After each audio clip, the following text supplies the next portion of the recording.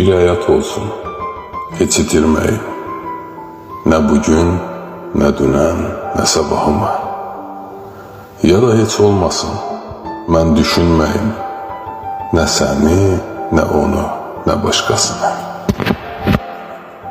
Bir güneş olsun, heç vaxt sönməsin.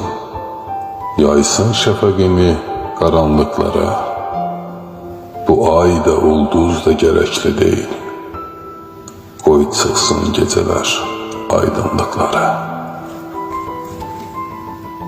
Bir çiçək olsun, dəsəkləri bol, yayılsın qoxusu meyxoş olun mən.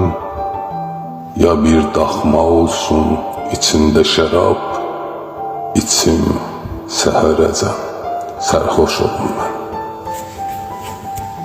Bir yazı olsun, alın yazısı, yazılsın xoşbəxtlik hər sətrinə.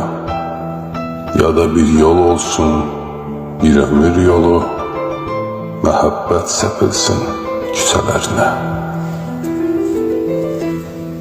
Bir aləm olsun, hər zaman olsun, atam da anam da ölümsüz olsun. Ya ədalət olsun, bütün sevənlər birlikdə doğulsun, birgə yox olsun.